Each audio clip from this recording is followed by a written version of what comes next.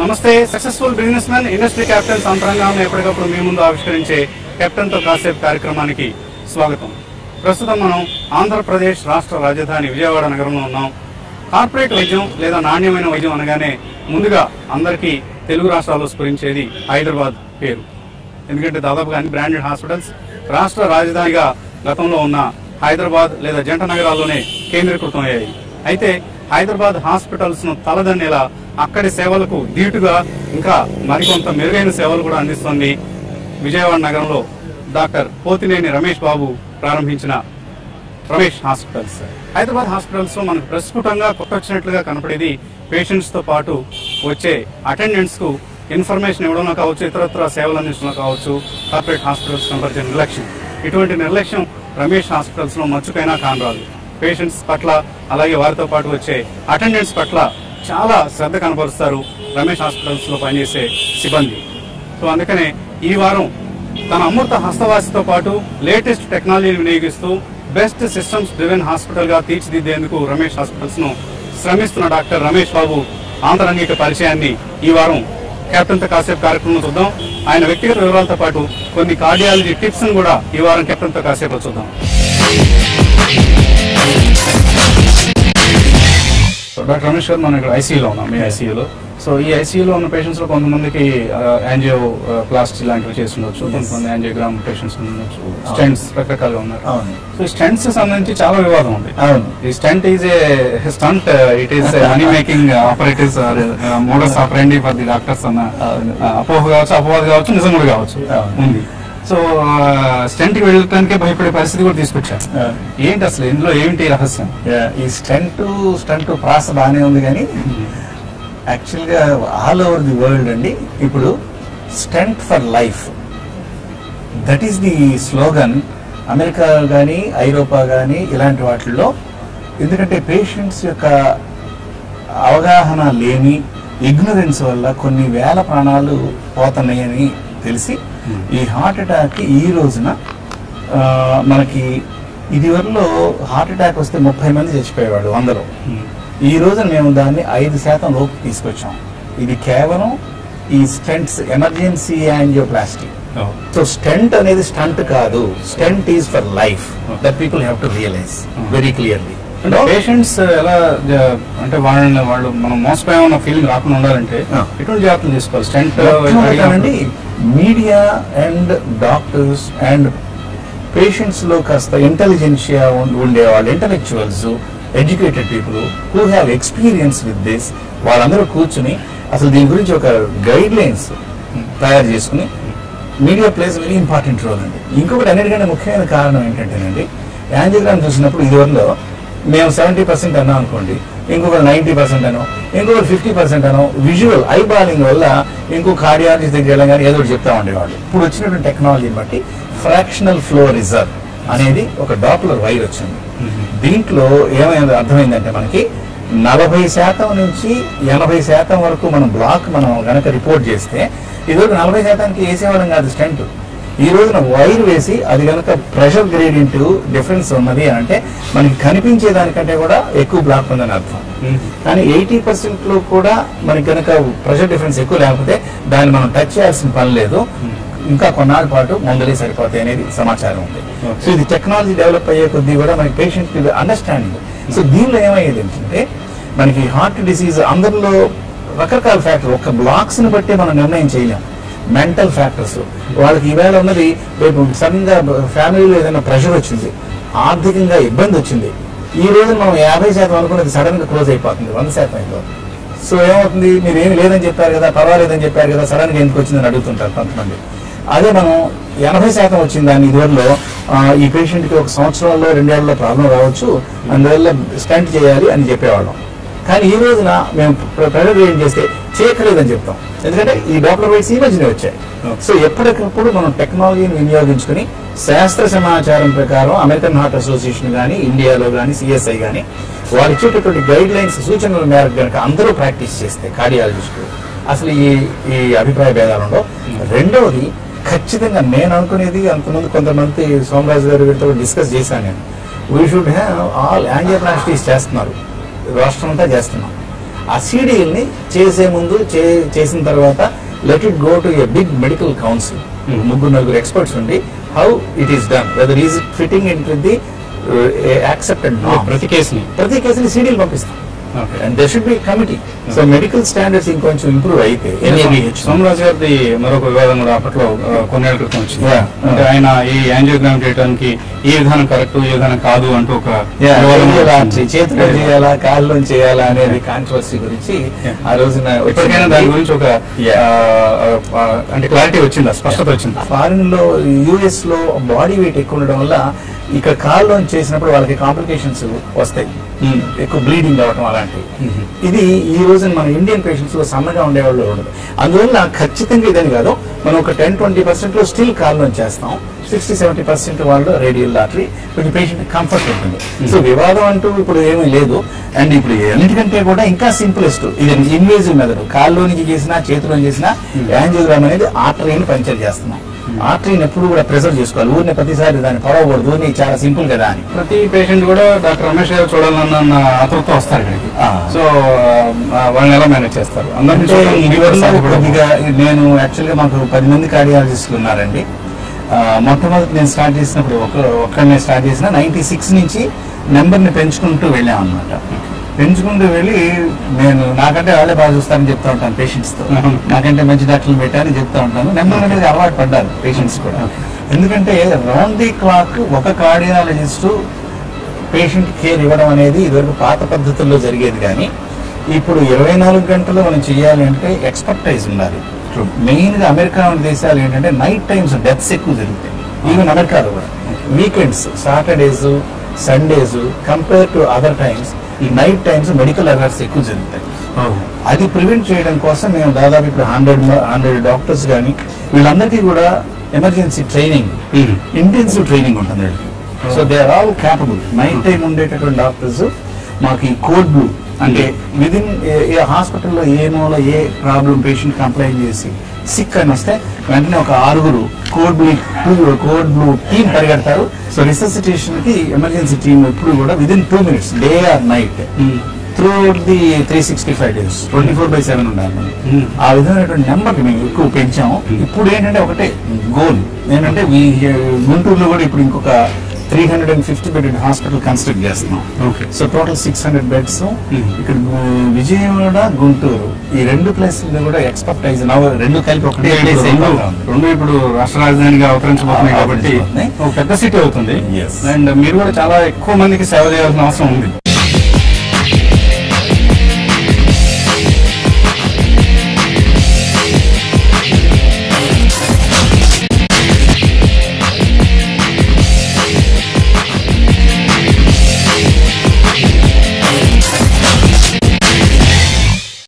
సినిమాలు చూస్తుంటారండి.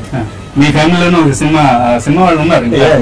I think producer Ravikishore Sravanthi producer 1988 నుంచి is in cine field.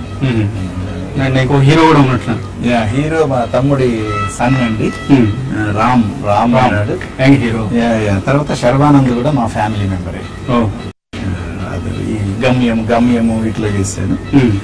So సినిమాలు ఎక్కువ చూస్తుంటారు? ఎక్కువ అని కాదు, విజయవాడ అంటే నార్మల్గా సినిమా పిచ్చి ఎక్కువ ఉంటుంది. ఒక 2 అలా చూస్తుంటాను. ఎవరు మీ అభిమానికి? Amitabh Bachchan is one of the greatest actors అని నేను చేస్తాను. దెన్ కమల్ హాసన్. హీరోయిన్స్ ఎవరిని ఇష్టం? వాళ్ళలో సావిత్రి వాజ్ గ్రేట్ యాక్ట్రెస్. కొత్త సినిమాలు చూస్తున్నారు, రామ్ సినిమాలు. అతనికి ఐ థింక్ అమ్మాయికి లీనా కూడా Devdas was the first film. Devdas దాంట్లో we were surprise. Family members నేను చూసినప్పుడు రామ్ ఎలా భయపడతా ఉంటాడో ఎలా చేస్తాడో అనుకున్నాం. నేను చూసిన తర్వాత all of us were surprised and we very enjoyed watching. Books చదువుతుంటారు? నేను బుక్స్ ఎక్కువ జర్నల్స్ అవేనండి. మిగతా నావెల్స్, ఫిక్షన్ కానీ టైం అండి. Fiction I don't enjoy. Okay. And దేవుడిని నమ్ముతారా?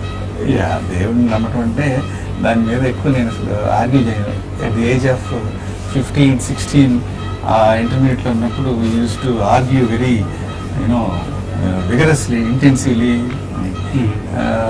ఇప్పుడు ఉన్న పరిస్థితుల్లో అసలు దాని గురించి డిస్కస్ చేయడం అనవసరం. నమ్మేవాళ్ళు నమ్మొచ్చు, మిగతా వాళ్ళు వద్దంటున్నా నమ్మ అక్కర్లేదు. So I don't take anybody side and I'm not interested to discuss about it. Food ఇష్టపడతారా రమేష్ గారు? ఇదివరకు vegetarian or non vegetarian? Non veg అండి, నాన్ వెజిటేరియన్. కొంచెం నెమ్మదిగా స్లోలీ వెజిటేరియన్ లోకి కన్వర్ట్ అవుతుంది. అంటే ఏజ్ తర్వాత కావడం మంచిదండి. డైజెస్టివ్ అవును. అదిగాక నాన్ వెజ్ లో బెటర్ ఏంటంటే మనం ఫిష్ ఒకటి పర్వాలేదు తీసుకోవచ్చు, మిగతా ఫుడ్ నాన్ వెజ్ ఐటమ్స్ కొంచెం తగ్గించి తీసుకోవడం మంచిది. అలవాటు ఉన్నా కూడా అంటే లిమిటెడ్ గా తీసుకుంటే ఏం కాదు. ఓకే. మీరు యాజ్ ఏ డాక్టర్ మీరు ఎటువంటి ప్రికాషన్స్ తీసుకుంటారు హెల్త్ కేర్ కోసం మీ పర్సనల్? లిమిట్స్ ఎప్పుడు కూడా లిమిట్స్ లోనే తీసుకోవడము, అందరూ స్వీట్ మెయిన్గా రొటీన్ గా ఫాలో అయ్యి స్వీట్స్ అవాయిడ్ చేసుకోకుండా లిమిటెడ్ గా మాత్రం అన్ని తీసుకుంటాం. సో ఫిట్నెస్ కోసం ఏం చేస్తుంది? మామూలు రోజు మార్నింగ్ ఒక 1 hour ఈ యోగా ఎక్సర్సైజెస్, బ్రీదింగ్, కొంచెం మాకు ఎక్కువసేపు కూర్చోవడం ఇవన్నీ ఉంటుంది కదా, అందుకని ఈ స్పైనల్ ఎక్సర్సైజెస్ ఎక్కువ చేస్తూ ఉంటాను. సో దట్ బ్యాక్ పెయిన్ వచ్చి మళ్ళీ ఇవన్నీ నెక్ పెయిన్, బ్యాక్ పెయిన్స్ రాకుండా ఉండడం కోసం కొన్ని ఎక్సర్సైజ్ చేస్తాను. ప్రతి సంవత్సరం మెడికల్ టెస్ట్ చేయించుకోండి అని చెప్తూ ఉంటారు 40 దాటిన తర్వాత. మీరు రెగ్యులర్ గా హాస్పిటల్ ఎంప్లాయీస్ అందరికీ కూడా మాకు ఈ NABH గైడ్ లైన్స్ అని చెప్పి ఉన్నాయండి. దానికి మేము గత 3 years నుంచి national accreditation board guidelines strict గా ఫాలో అవడానికి ప్రయత్నం చేస్తున్నాం అన్నమాట. సో ఇందులో అందరూ కూడా all the employees they have to get yearly testing including us. Ramesh garu ఏ కార్ పడతారు మీరు? నాకైతే ఇన్నోవా ఒకటి ఫ్యామిలీ అంటే ఆటోమొబైల్స్ అంటే ఇంట్రెస్ట్ ఉందా అసలు? పెద్ద లేదండి. మొన్నటి వరకు యాక్చువల్గా అయితే అంబాసిడర్ కార్ ఉండేది. మన బెజవాడ నార్మల్ కార్లు పిచ్చి ఎక్కువ. నాకు వచ్చిందంటే హైదరాబాద్ లో కంటే కూడా ఒక్కొక్కసారి ఇక్కడే ముందు కనిపిస్తుంది నా car.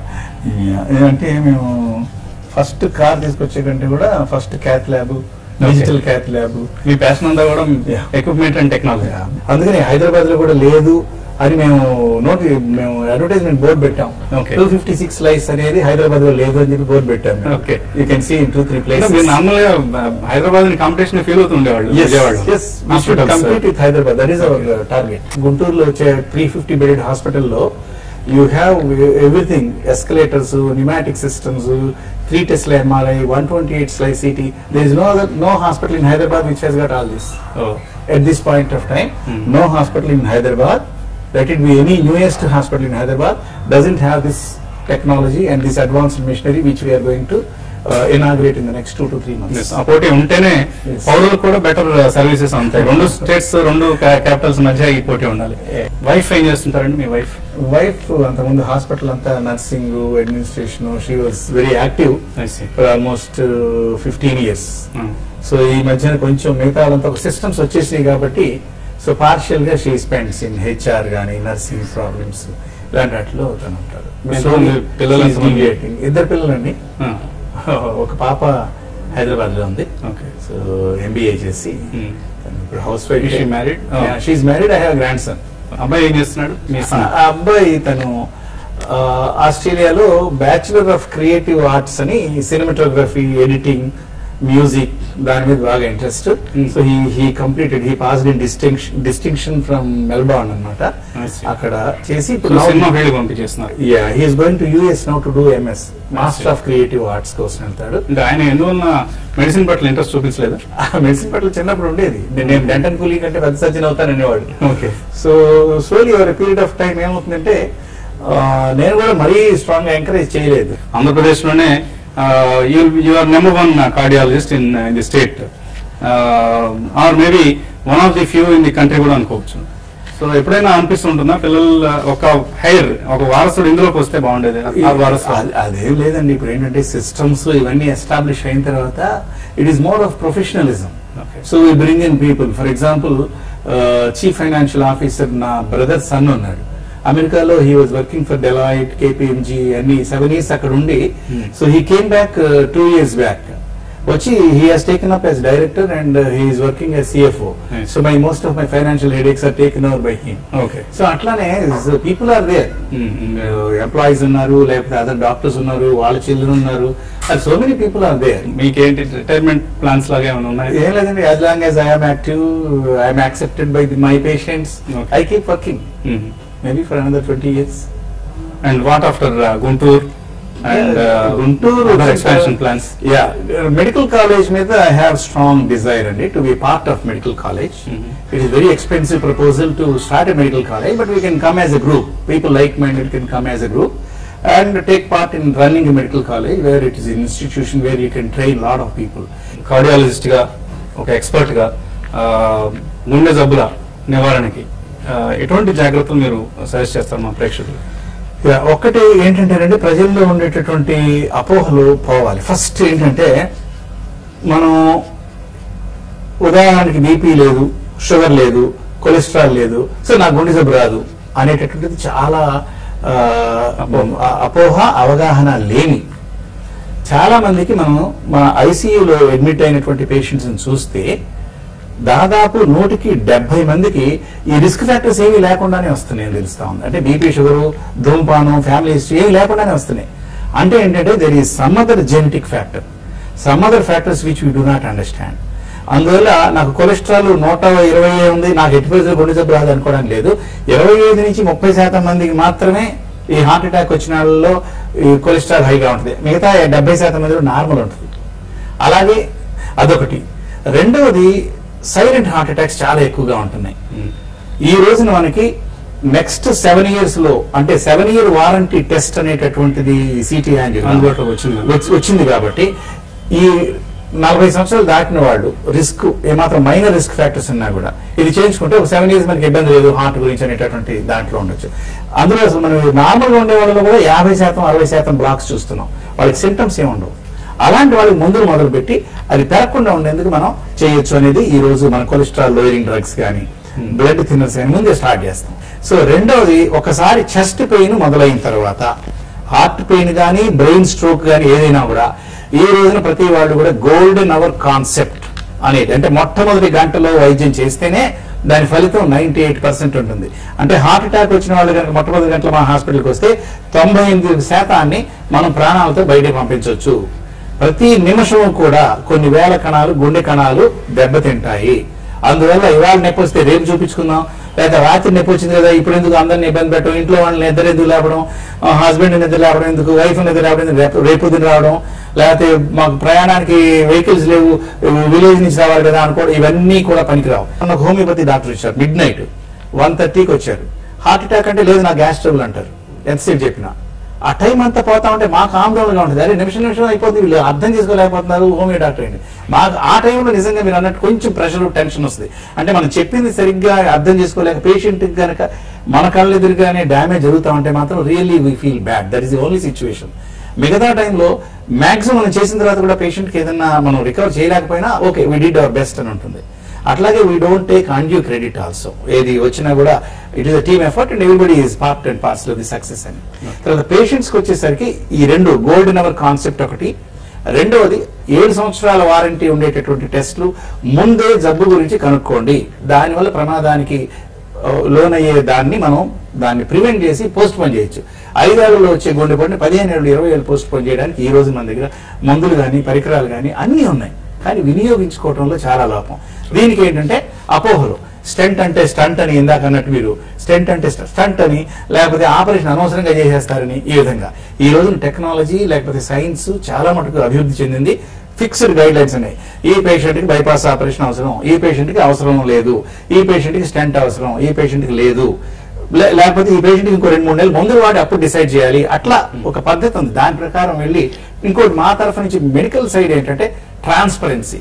What ever we're doing we have to be transparent, we have to document everything.